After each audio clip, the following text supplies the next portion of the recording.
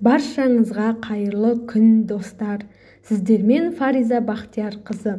Сіздерге жөтелді үй жағдайында қалай емдеуге болатынын жеткізуге тырысамын. Ал олай болса, кеттік. Видеоны соңына дейін қарап, каналға тіркелуді ұмытпаңыз. Жөтелдің құрғақ, көк және аллергиялық түрлері болса, оны емдеудің тәсілі көп. Емханаға барып, екпе салдырудан бұрын үй жағдайында да жөтелден жазылуға болады. Жөтелді үй жағдайында емдеудің ең тиімді 5 тәсілі. Бірінші, сүт пен бал. Қатты ысымаған сүтке бал қосып ішу жұтқыншақты жұмсартып, жағымды әсер береді.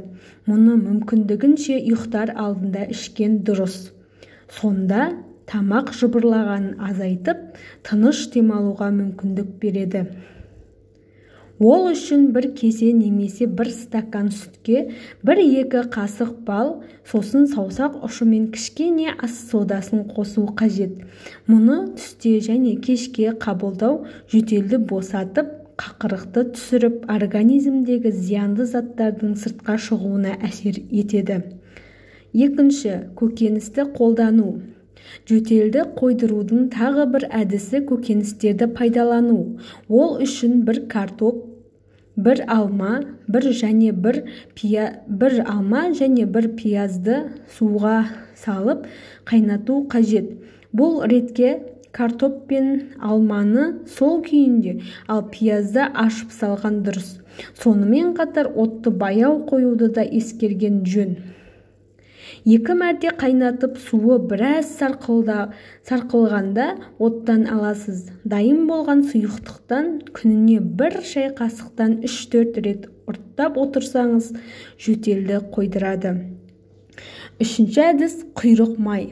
Қойдың құйрық майын ерітіп пайдалану жөтелге дауа.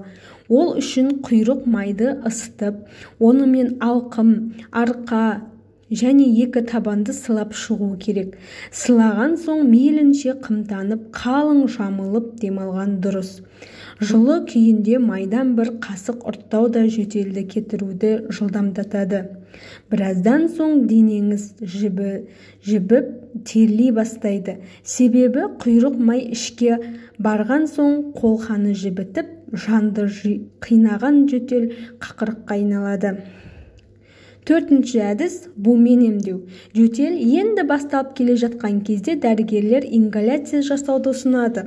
Егер мұндай аппарат болмаған жағдайда, қолда бар заттарды да кәдеге жаратуға болады. Мәселен, ас үй ыдысына, тостаған немесе шұңғыл тәрелкеге ыстық су құйып, соған қарай еңкейіп, басыңызды сүлгімен қымтап алу керек. Бірнеше рет бумен демалу жөтелді бусандырады. Егер ингалятор аппараты болса, бұл процесс жеңілдей түседі. 5-ші әдіс. Ірі қара бұрыш. Кәдімгі ұсақ емес, ірі домалақ пішінді қара бұрыштар жөтелді қойдыруға таптырмас ем.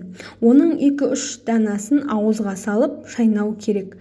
Егер 3 күн қатарынан үзбей күн сайын 1 мәртеден қолдансаңыз, жөтеліңіз қайта бастайды.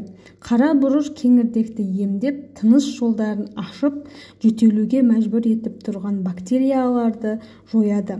Сондай-ақ қара бұрышты қайнаған сүтке араластырып ішуге де болады. Видео ұнаған болса, каналға тіркеліп, лайк басуды ұмытпаңыздар. Көріскенше күн жақсы.